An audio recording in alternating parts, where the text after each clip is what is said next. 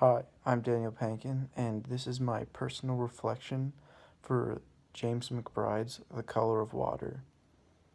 First off, I'd just like to say that this book is very different than most books that I've read in that it really shares two whole stories, one of his mother and one of himself, and both James and his mother faced very similar adversaries when moving to the South.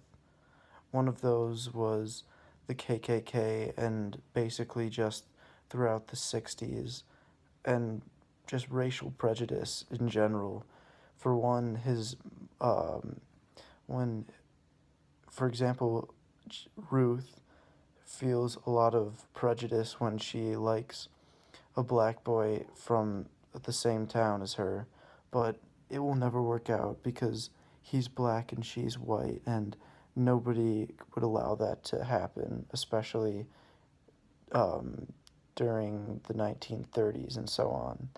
James also feels this discrimination against his race because he's black growing up in the 60s and in the South, where there's a lot of racial discrimination and hate, especially during the civil rights movement.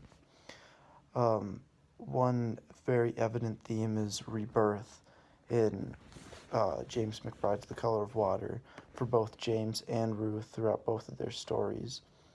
For James, he really in he really gets into drugs and alcohol and is dropping out of school and stuff like that, but in the end he's able to be really reborn by using music as a source of really light in a dark world. And this is very similar to his mother with Christianity, and coming from a pretty poor childhood in which she was abused by her father and had to work long hours in the shop, really just puts all of that behind her when she becomes Christian and marries James's actual father.